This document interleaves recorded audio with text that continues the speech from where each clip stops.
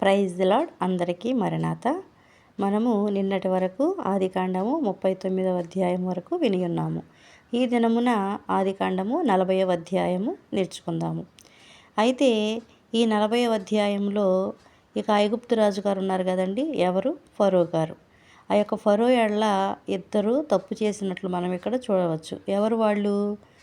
పానదాయకుడును భక్ష్యకారుడును ఐగుప్తు రాజు ఎడల తప్పు చేశారు. కాబట్టి పానదాయకుల అధిపతి, భక్ష్యకారుల అధిపతి వీళ్ళిద్దరూ అక్కడ ఉద్యోగం చేస్తూ ఉన్నారన్నమాట ఫరో గారి దగ్గర. వారి మీద కోపపడి వారిని ఏం చేస్తారు? చెరసాలలో వేపిస్తారన్నమాట రాజుగారు. అలా వేపిస్తే ఆ స్థలం ఎక్కడుంది? మనం ముందు అధ్యాయంలో చూసి ఉన్నాము కదా, యోసేపు గారు చెరసాలలో వేయబడి ఉన్నారని. అదే స్థలంలో వీరిని కూడా వేసినట్లు మనం ఇక్కడ చూడవచ్చు అన్నమాట. కొన్ని దినములు ఇక యోసేపు గారి దగ్గరే ఉన్నారన్నమాట. అయితే ఇక అక్కడ ఆ ఇద్దరు ఏం చేస్తారంటే, అధికారులు ఇద్దరు ఒక 2 కలలు కంటారు. చెరొక కళ, వేరు భావములు కళలు కన్నప్పుడు ఒక తెల్లవారినప్పుడు యోసేపు గారు వారి యొద్దకు వచ్చి చూసి, ఎందుకు మీరు ఇలా దిగులుగా ఉన్నారని అడుగుతారు. యోసేపు గారు అడిగితే, మేము ఒక చెరొక కళ కన్నాము, ఆ కళ్ళ భావము చెప్పువారు ఎవరు లేరని చెప్పి మాకు బాధగా ఉందని చెప్పి చెప్తారనమాట. చెప్తే ఇక ఈ కళలు భావము చెప్పుట దేవుని ఆధీనమే కదా, మీరు దయచేసి మా కళలు వివరించి చెప్పయ్యా అని చెప్పి యోసేపు గారిని అడిగితే, అప్పుడు పానదాయకుని కళ ఏమో యోసేపు గారు చూచి, నా కళలో ఒక ద్రాక్షావల్లి నా ఎదుట ఉంది, ఆ ద్రాక్షావల్లికి 3 తీగలు ఉన్నాయి, అది చిగురించినట్టు ఉంది, దాని పువ్వులు వికసించాయి, దాని గెలలు కూడా ద్రాక్ష ఫలములు అయినాయి.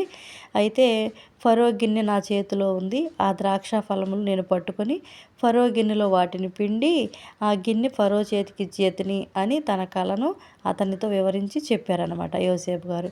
అప్పుడు యోసేపు గారు, దాని భావం ఇదే. ఆ కళ చెప్పిందేమో పానదాయకుడు గారు, దాని యొక్క భావం చెప్పేది యోసేపు గారు అనమాట. అప్పుడు యోసేపు గారు ఏం చెప్తారు?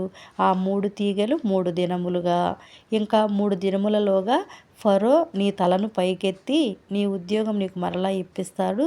నీవు అతనికి పానదాయకుడివై ఉన్న ఇదివరకు ఎలా ఉన్నవాడివో అలాగే మరలా నీ మర్యాద చొప్పున నీకు మరలా నీ ఉద్యోగం నీకు వస్తుంది అని చెప్పి ఈ యొక్క కలభావం ఇదని చెప్పి యోసేపు గారు చెప్తారనమాట. అయితే అప్పుడు యోసేపు గారు ఒక విన్నపం చేస్తారు ఆ యొక్క పానదాయకుని అధికారితో. ఏమని? నీకు క్షేమము కలిగినప్పుడు నన్ను జ్ఞాపకం చేసుకో, నా యందు కరుణించి ఫరోతో నన్ను గురించి మాట్లాడు, ఇక్కడ ఉన్నటువంటి ఈ బందీల నుంచి నన్ను బయటికి రప్పించయ్యా, నేను హెబ్రీయుల దేశంలో నుండి దొంగిలబడి తిని, అది నిశ్చయము, ఈ చెరసాల్లో నన్ను వేయుటకు మాత్రము ఇక్కడ నేనేమీ తప్పు చేయలేదని అతనితో చెప్తారన్నమాట. అదేంది? పానదాయకులు గారి కలభావం చెప్పినప్పుడు యోసేపు గారు ఆయన యొద్ద ఒక విన్నపము చెప్పుకుంటారు. తర్వాత ఇంకొక వ్యక్తి ఉన్నారు కదా అధికారి, ఆయన ఎవరంటే భక్ష్యకారుడు అన్నమాట. ఈ భక్ష్యకారుని కళ ఏంటంటే, అతడు తెలిపిన భావము మంచిదని భక్ష్యకారులు అధిపతి చూచి అతనితో ఇట్లా అంటాడు, నేను కూడా ఒక కళ కన్నానయ్యా, ఇదిగో తెల్లని పిండి వంటలు గల 3 గంపలు నా తల మీద ఉన్నవి, మీది గంపల్లో ఫరో నిమిత్తము సమస్త విధములైన పిండి వంటలు ఉన్నాయి, పక్షులు నా తల మీద ఉన్న ఆ గంపలో నుండి వాటిని తీసుకుని తినేస్తూ ఉన్నట్లు వచ్చింది కళ అని చెప్తారనమాట భక్ష్యకారుని గారు అధిపతి. చెప్తే అప్పుడు యోసేపు గారు దాని భావం ఏంటంటే, 3 గంపలు అనగా 3 దినములయ్యా, ఇంకా 3 దినములలోగా ఫరో నీ మీద నుండి నీ తలను పైకెత్తి మ్రాను మీద నిన్ను వేలాడదీయించును, అప్పుడు పక్షులు నీ మీద నుండి నీ మాంసము తినివేస్తాయని ఉత్తరం ఇస్తారన్నమాట. ఇది ఎవరి కళ? భక్ష్యకారుని కళ అన్నమాట. కాబట్టి ఇక కళ్ళు భావము చెప్పారు కదా యోసేపు గారు.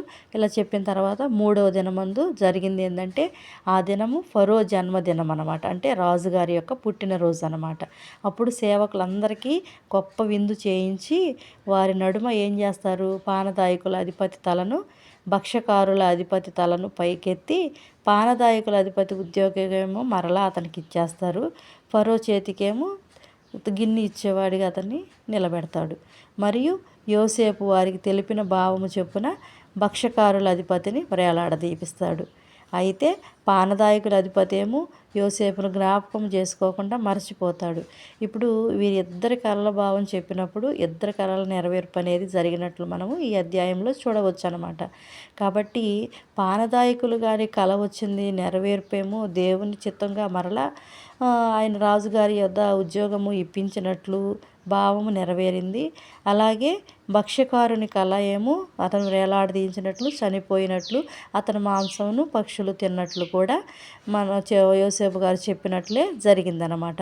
కాకపోతే ఇద్దరు అక్కడ ముందు చెప్పినటువంటి పానదాయకులు గారి కళప్పుడు యోసేపు గారు విన్నపం చేసుకుంటారు కదా, కానీ ఆ విన్నపమును ఆ వ్యక్తి మర్చిపోతారు. కాబట్టి ఈ అధ్యాయంలో యోసేపు గారు చెప్పినటువంటి కలల భావం అనేది నెరవేర్పు అనేది జరిగినట్లు మనము చూడవచ్చు అనమాట. అది అంతా ఎవరి చిత్తం అండి? దేవుని చిత్తము.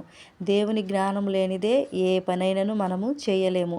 కాబట్టి ఆ యొక్క కలల భావమును ఖచ్చితంగా అదే జరిగిద్ది అనేలా చేసినట్టు చెప్పింది నెరవేరినట్లు మనం ఇక్కడ చూసి ఉన్నాము. అదంతా ఎవరు? దేవుని కృప వలన యోసేపు గారు పొందినటువంటి గొప్ప ధన్యత అన్నమాట.